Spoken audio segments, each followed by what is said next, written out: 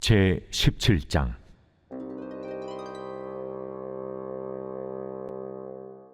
여호와의 말씀이 내게 임하여 이르시되, 인자야, 너는 이스라엘 족속에게 수수께끼와 비유를 말하라. 여호와께서 이같이 말씀하여 이르시되, 색깔이 화려하고 날개가 크고 깃이 길고 털이 숱한 큰 독수리가 레바논에 이르러 백향목 높은 가지를 꺾되 그 연한 가지 끝을 꺾어가지고 장사하는 땅에 이르러 상인의 성읍에 두고 또 그 땅의 종자를 꺾어 옥토에 심되 수양모들 가지처럼 큰 물가에 심더니 그것이 자라며 퍼져서 높지 아니한 포도나무 곧 굵은 가지와 가는 가지가 난 포도나무가 되어 그 가지는 독수리를 향하였고 그 뿌리는 독수리 아래에 있었더라. 또 날개가 크고 털이 많은 큰 독수리 하나가 있었는데 그 포도나무가 이 독수리에게 물을 받으려고 그 심어진 두둑에서 그를 향하여 뿌리가 뻗고 가지가 퍼졌도다. 그 포도나무를 큰 물가 옥토에 심은 것은 가지를 내고 열매를 맺어서 아름다운 포도나무를 이루게 하려 하였습니다. 너는 이르기를, 주 여호와의 말씀에 그 나무가 능히 번성하겠느냐? 이 독수리가 어찌 그 뿌리를 빼고 열매를 따며 그 나무가 시들게 하지 아니하겠으며 그 연한 잎사귀가 마르게 하지 아니하겠느냐? 많은 백성이나 강한 팔이 아니라도 그 뿌리를 뽑으리라. 볼지어다, 그것이 심어졌으나 번성하겠느냐? 동풍에 부딪힐 때에 아주 마르지 아니하겠느냐? 그 자라던 두둑에서 마르리라 하셨다 하라. 여호와의 말씀이 또 내게 임하여 이르시되, 너는 반역하는 족속에게 묻기를, 너희가 이 비유를 깨닫지 못하겠느냐 하고 그들에게 말하기를, 바벨론 왕이 예루살렘에 이르러 왕과 고관을 사로잡아 바벨론 자기에게로 끌어가고 그 왕족 중에서 하나를 택하여 언약을 세우고 그에게 맹세하게 하고 또 그 땅에 능한 자들을 옮겨갔나니 이는 나라를 낮추어 스스로 서지 못하고 그 언약을 지켜야 능히 서게 하려 하였음이거늘 그가 사절을 애굽에 보내 말과 군대를 구함으로 바벨론 왕을 배반하였으니 형통하겠느냐? 이런 일을 행한 자가 피하겠느냐? 언약을 배반하고야 피하겠느냐? 주 여호와의 말씀이니라. 내가 나의 삶을 두고 맹세하노니 바벨론 왕이 그를 왕으로 세웠거늘 그가 맹세를 저버리고 언약을 배반하였은즉 그 왕이 거주하는 곳 바벨론에서 왕과 함께 있다가 죽을 것이라. 대적이 토성을 쌓고 사다리를 세우고 많은 사람을 멸절하려 할 때에 바로가 그 큰 군대와 많은 무리로도 그 전쟁에 그를 도와주지 못하리라. 그가 이미 손을 내밀어 언약하였거늘 맹세를 업신여겨 언약을 배반하고 이 모든 일을 행하였으니 피하지 못하리라. 그러므로 주 여호와의 말씀이니라. 내가 나의 삶을 두고 맹세하노니 그가 내 맹세를 업신여기고 내 언약을 배반하였은즉 내가 그 죄를 그 머리에 돌리되 그 위에 내 그물을 치며 내 올무에 걸리게 하여 끌고 바벨론으로 가서 나를 반역한 그 반역을 거기에서 심판할지며 그 모든 군대에서 도망한 자들은 다 칼에 엎드러질 것이요 그 남은 자는 사방으로 흩어지리니 나 여호와가 이것을 말한 줄을 너희가 알리라. 주 여호와께서 이같이 말씀하시되, 내가 백향목 꼭대기에서 높은 가지를 꺾어다가 심으리라. 내가 그 높은 세 가지 끝에서 연한 가지를 꺾어 높고 우뚝 솟은 산에 심되 이스라엘 높은 산에 심으리니 그 가지가 무성하고 열매를 맺어서 아름다운 백향목이 될 것이요 각종 새가 그 아래에 깃들이며 그 가지 그늘에 살리라. 들의 모든 나무가 나 여호와는 높은 나무를 낮추고 낮은 나무를 높이며 푸른 나무를 말리고 마른 나무를 무성하게 하는 줄 알리라. 나 여호와는 말하고 이루느니라 하라. 제 18장.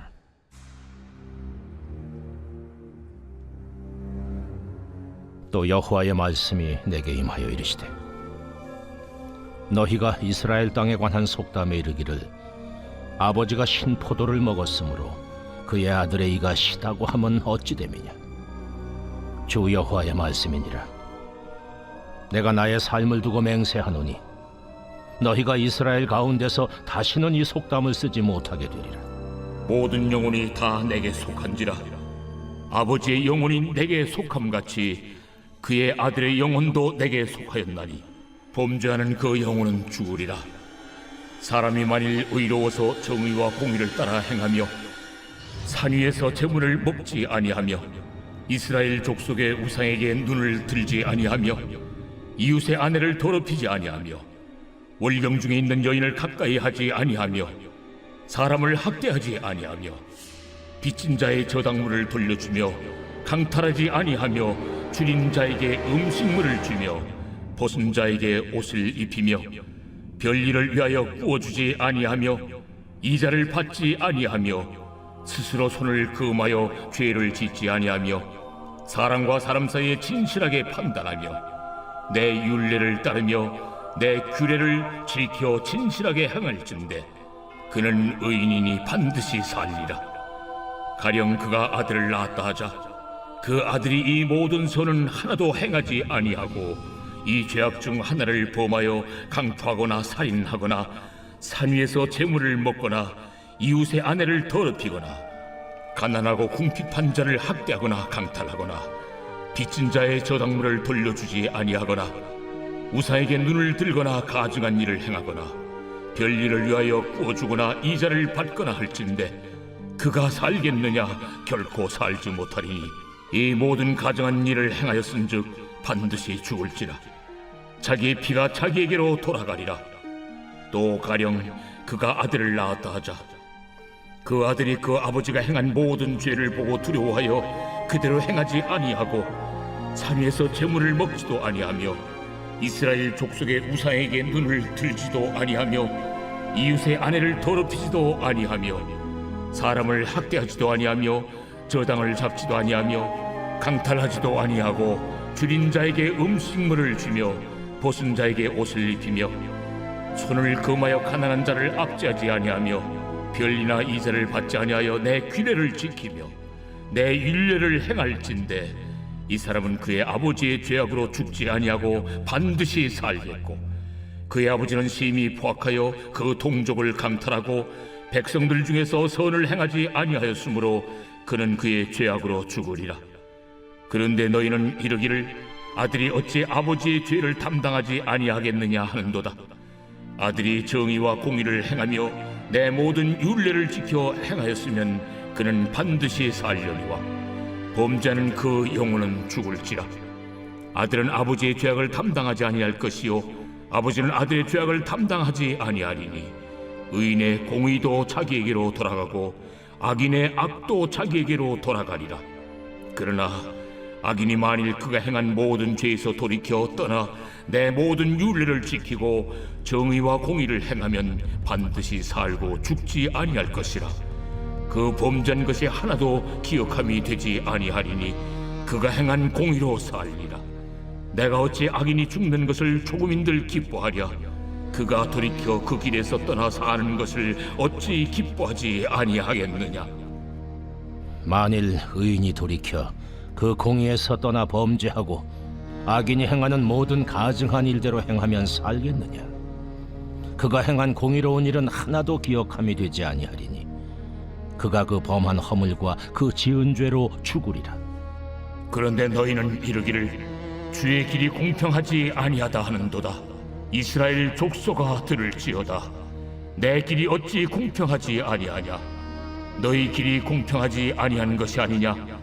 만일 의인이 그 공의를 떠나 죄악을 행하고 그로 말미암아 죽으면 그 행한 죄악으로 말미암아 죽는 것이요 만일 악인이 그 행한 악을 떠나 정의와 공의를 행하면 그 영혼을 보전하리라. 그가 스스로 헤아리고 그 행한 모든 죄악에서 돌이켜 떠났으니 반드시 살고 죽지 아니하리라. 그런데 이스라엘 족속은 이르기를 주의 길이 공평하지 아니하다 하는도다. 이스라엘 족속아, 나의 길이 어찌 공평하지 아니하냐. 너희 길이 공평하지 아니한 것 아니냐. 주 여호와의 말씀이니라. 이스라엘 족속아, 내가 너희 각 사람의 행한 대로 심판할지라. 너희는 돌이켜 회개하고 모든 죄에서 떠날지어다. 그리한즉 그것이 너희에게 죄악의 걸림돌이 되지 아니하리라. 너희는 너희가 범한 모든 죄악을 버리고 마음과 영을 새롭게 할지어다. 이스라엘 족속아, 너희가 어찌하여 죽고자 하느냐? 주 여호와의 말씀이니라. 죽을 자가 죽는 것도 내가 기뻐하지 아니하노니 너희는 스스로 돌이키고 살지니라. 제 19장.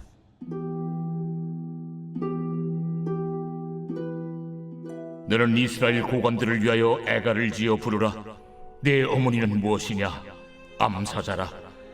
그가 사자들 가운데 엎드려 젊은 사자 중에서 그 새끼를 기르는데 그 새끼 하나를 키우매 젊은 사자가 되어 먹이 물어 뜯기를 배워 사람을 삼키매 이방이 듣고 함정으로 그를 잡아 갈고리로 꿰어 끌고 애굽 땅으로 간지라.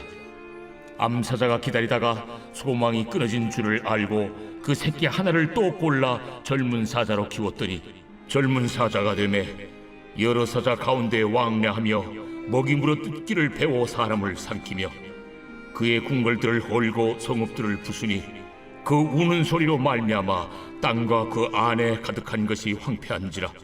이방이 포위하고 있는 지방에서 그를 치러 와서 그의 위에 그물을 치고 함정에 잡아 우리에 넣고 갈고리를 꿰어 끌고 바벨론 왕에게 이르렀나니 그를 옥에 가두어 그 소리가 다시 이스라엘 산에 들리지 아니하게 하려 함이라. 내 피의 어머니는 물가에 심겨진 포도나무 같아서 물이 많음으로 열매가 많고 가지가 무성하며 그 가지들은 강하여 권세 잡은 자의 규가 될 만한데 그 하나의 키가 굵은 가지 가운데서 높았으며 많은 가지 가운데서 뛰어나 보이다가 분노 중에 뽑혀서 땅에 던짐을 당하매 그 열매는 동풍에 마르고 그 강한 가지들은 꺾이고 말라 불에 탔더니 이제는 광야 메마르고 가물이 든 땅에 심어진 바 되고 불이 그 가지 중 하나에서부터 나와 그 열매를 태우니 권세 잡은 자의 규가 될 만한 강한 가지가 없도다 하라. 이것이 애가라. 후에도 애가가 되리라.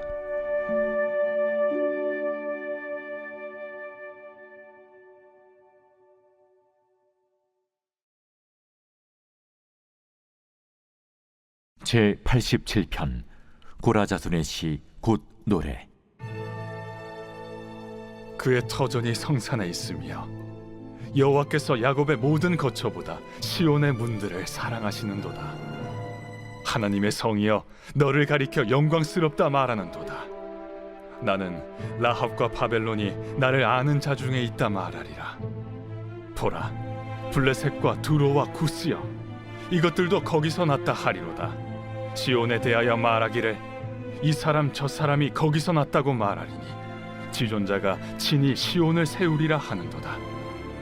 여호와께서 민족들을 등록하실 때에는 그 수를 세시며 이 사람이 거기서 났다 하시리로다.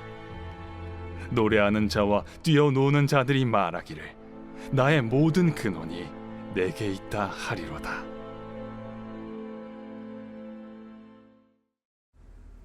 우리는 오늘 이 아침에 에스겔 17장에서 19장까지의 말씀을 묵상해 보았습니다. 예전에 제가 어렸을 때 TV 냉장고 광고였던 걸로 기억을 합니다. LG였던 걸로 기억을 하는데 이런 카피 문구가 있었습니다. 순간의 선택이 평생을 좌우한다. 이런 카피 문구가 있었어요. 아마 다들 기억하실 걸로 생각이 듭니다. 냉장고 하나를 잘 고르면 그 냉장고가 10년, 20년을 고장 안 나고 또 고장 나더라도 AS 잘 받으면서 쓸 수 있다. 그러니까 순간의 선택을 잘 해서 오래오래 쓰는 냉장고를 구입하셔라 라는 의미의 카피 멘트였죠. 이게 대박을 쳐서 LG 냉장고가 불티나게 팔리는 계기가 되었죠. 여러분, 이것이 비단 카피 문구만의 일이겠습니까? 우리가 일상생활을 살아감에 있어서 이 선택이란 것은 굉장히 중요한 것 같습니다. 어떤 선택을 하는지 또 어떤 결정을 내리는지에 따라서 내 삶이 달라질 수도 있고 이것이 신앙에까지 연결이 되어서 내가 하나님 앞에 어떤 선택을 하느냐에 따라 하나님께 칭찬받는 성도가 될 수 있는가 하면 책망받는 성도가 될 수 있는 것이지요. 그래서 우리의 삶에는 선택이 굉장히 중요한 것입니다. 그런데 문제는 이 선택이 과연 하나님이 기뻐하는 선택인가, 하나님이 슬퍼하는 선택인가, 그걸 분간하기가 종종 어려울 때가 있다는 것입니다. 바로 이스라엘 백성들, 오늘 본문의 유다 백성들이 그러했습니다. 이들의 상황은 풍전등화의 상황이었습니다. 언제 망할지 모르는 상황 가운데, 아니 망하는 것은 이미 기정사실화된 가운데 누구한테 망하느냐, 어떻게 하면 조금 더 목숨을 더 연장할 수 있느냐, 이것을 가지고 고민하고 애걸복걸하던 사람들이 바로 유다 백성들이었기 때문입니다. 이 상황에서 하나님께서 에스겔 선지자를 통하여서 환상을 주십니다. 예언을 하십니다. 수수께끼 같은 비유의 말씀을 하십니다. 그 비유가 10절까지 이어집니다. 그 내용을 요약해보면 이렇게 요약할 수 있습니다. 한 독수리가 아주 커다란 나무의 가지를 꺾었습니다. 그것을 한 땅에 심었어요. 또 거기서 물이 줄줄 흐르는 옥토에 종자를 심습니다. 그리고 그 씨가 무럭무럭 자라났습니다. 포도나무가 되었습니다. 잘 자라나서 그 뿌리와 가지가 독수리를 향했습니다. 그런데 거기서 조금 멀리 떨어진 곳에 또 한 마리의 큰 독수리가 있는 거예요. 근데 이 포도나무는 그 가지와 뿌리의 방향을 갑자기 바꿔서 옥토에서 떨어져 있는 다른 독수리에게 뻗어나가는 것입니다. 그러면 원래 씨앗을 가져왔던 독수리는 포도나무를 시들게 할 것이고, 옥토에서 다른 곳으로 뻗어간 포도나무도 바람에 마를 것이라는 비유입니다. 여러분, 이거를 읽었을 때, 묵상했을 때 이게 도대체 뭔 말인가 싶잖아요. 11절부터 21절까지 이 비유에 대한 설명을 기록하고 있습니다. 무슨 말이냐면, 처음 옥토에 씨앗을 심은 독수리가 바벨론을 상징합니다. 그리고 포도나무를 유다로 상징했습니다. 그래서 이 포도나무가 다른 독수리, 애굽을 말하거든요. 그러니까 이 포도나무 유다가 다른 독수리인 애굽을 향하면 원래 독수리 바벨론이 유다를 멸망시킬 것이다 라는 메시지를 비유를 통해서 설명한 것입니다. 그러니까 지금 유다의 상황은 두 강대국 사이에 끼어가지고 애굽을 의지해야 되나? 아니면 바벨론에 항복해야 되나? 바벨론에 항복하면은 나라가 여기서 망하는 것은 기정사실화된 것이고, 또 애굽을 이용해서 애굽의 뒤에 숨어가지고 조금이라도 나라를 유지시켜 봐야 되나? 이런 선택의 순간에 위태위태한 풍전등화의 상황 가운데 놓여 있는 것이지요. 여러분, 이럴 때 도대체 우리는 어떤 결정을 해야 합니까? 어떤 결정을 하든 나라가 망하는 것은 기정사실화되어 있고, 그 망하는 시기를 조금 더 늦출 뿐인 상황에서 어떤 결정을 해야 할까요? 이런 때는 하나님께서 어떠한 말씀을 하시는지를 귀담아 들으면 우리가 어떤 결정을 해야 하는지를 조금 더 선명하게 알 수 있을 줄 믿습니다. 하나님은 끊임없이 바벨론에게 항복해라, 그리고 멸망당해라, 이 메시지를 끊임없이 내뱉고 있었습니다. 그래서 우리가 이전에 예레미야를 살펴보지 않았습니까? 예레미야를 통해서도 유다 백성들에게 얘기한 것이, 얘들아, 니네 애굽을 의지하지 말아라. 차라리 바벨론에게 철저하게 멸망당해라. 그리고 그것이 내 뜻이다. 너희를 멸망시키려고 바벨론에게 항복하라는 것이 아니라, 너희가 바벨론에게 멸망당하는 그 상황 가운데서도, 그 절망적인 환경 가운데서도 내가 너희를 심고 세우고 회복할 것이다. 그래서 겉으로 보이는 거는 나라가 망하는 것이지만, 나는 그 가운데서 나의 선택된 자들을 심고 거두지 아니함으로 말미암아 내가 너희를 다시 한번 회복시킬 것이다. 내가 너희를 결단코 포기하지 않을 것이다. 이런 회복의 메시지를 끊임없이 유다 백성들에게 약속했던 것입니다. 그런데 유다 백성들이 보기에는 이게 멸망의 메시지밖에 안 보이거든요. 솔직히 여러분, 저와 여러분도 그럴 것 같지 않으세요? 하나님께서 내가 너희들을 반드시 회복시켜 줄 거야. 그런데 지금은 멸망당해야 돼. 바벨론에게 항복해. 바벨론 포로가 되어라. 이렇게 말씀하신다면 당연히 두렵고 떨리는 게 먼저 아니겠습니까? 포로로 붙잡혀가는 거에 대한 두려움이 먼저 들지 않겠어요?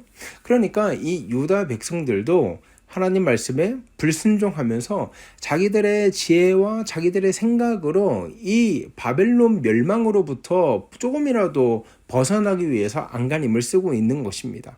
그래서 이들은 어떤 선택을 합니까? 애굽의 힘을 빌려서 애굽 뒤에 숨어서 바벨론을 저항하는 정말 어이없고 어처구니 없는 선택을 함을 우리가 볼 수 있습니다. 그래서 오늘 에스겔 말씀 가운데는 하나님의 언약이라는 표현이 굉장히 많이 등장을 합니다. 16절이요. 나주 여호와가 말하노라. 내가 나의 삶을 두고 맹세하노니 바벨론 왕이 그를 왕으로 세웠거늘 그 맹세를 업신여기 언약을 배반하였다.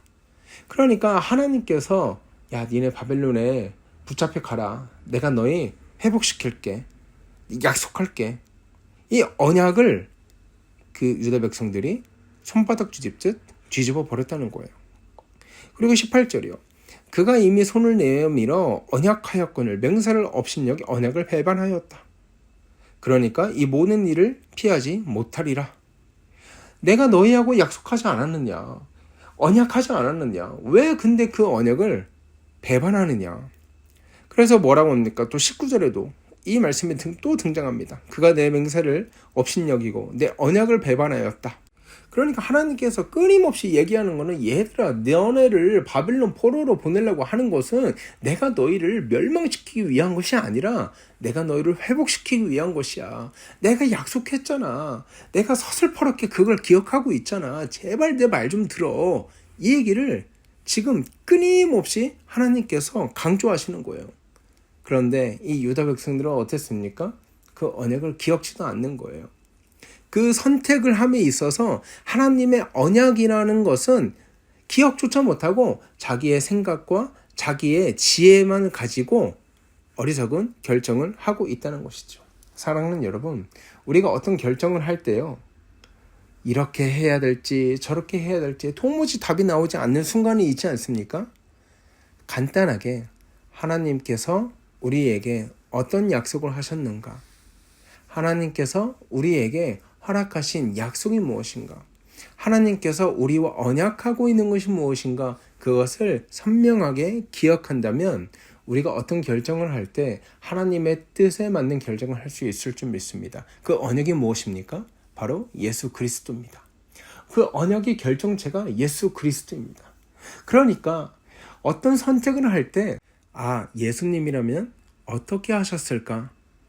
예수님이라면 이 상황에서 어떤 결정을 내리셨을까를 고민한다면 그 해답을 찾는 것은 너무나 쉽다는 거죠. 사랑하는 여러분, 우리의 안위를 지키기 위해서 또 우리가 가진 것들을 지키기 위해서 고민하고 또 머리 아파하는 것이 아니라 예수님이라면 지금 어떤 결정을 하셨을까를 생각하며 하나님의 뜻이 무엇인지 분별하고 선명하게 반응하는 저 여러분 되기를 주의 이름으로 소원합니다. 하나님의 언약만이, 하나님의 약속만이, 그 약속의 결정체 예수 그리스도만이 우리의 모든 결정의 기준이 될 수 있는 복되고 귀한 성도 되기를 주의 이름으로 소원합니다. 제가 기도하겠습니다. 하나님 은혜를 감사합니다. 하나님, 우리가 인생에 있어서 선택이 어려운 것은 아마도 우리의 욕심을 이룰 선택을 하고 있기 때문일 줄 믿습니다. 하나님, 유다 백성들이 그러했던 것처럼 하나님 언약 붙들고 선택하면 너무나 간단한 것을 그들의 욕심, 그들의 안위를 위해서 고민하고 선택했기 때문에 그들의 결정이, 고민이 너무나도 고되고 고통스러웠음을 바라봅니다. 하나님, 우리는 인생을 살아가면서 언약의 결정체이신 예수님을 바라보고 의식하는 결정을 할 수 있도록 인도하여 주십시오. 예수님이라면 어떤 결정을 내리셨을까 하루하루 고민하며 선택하는 우리 모두 되기 원하오니 주여 함께하여 주시옵소서. 감사하며 거룩하신 우리 주 예수 그리스도 이름으로 기도하옵나이다. 아멘. 여러분, 이 시간 기도하실 때 오늘 하루 가운데 또 선택의 순간들이 있을 것 아닙니까? 그 가운데 하나님, 예수님이 기뻐하시는 선택할 수 있도록 도와주십시오. 예수 그리스도라면 어떻게 행동하셨을까를 고민하며 하나하나 선택할 수 있도록 하나님 역사하여 주시옵소서. 이렇게 기도하고요. 우리 환우를 위해서 기도하고 우리 가정을 위해서, 우리 교회를 위해서 함께 기도하고 오늘 하루 힘차게 살아가는 저와 여러분 되었으면 좋겠습니다. 함께 기도하겠습니다.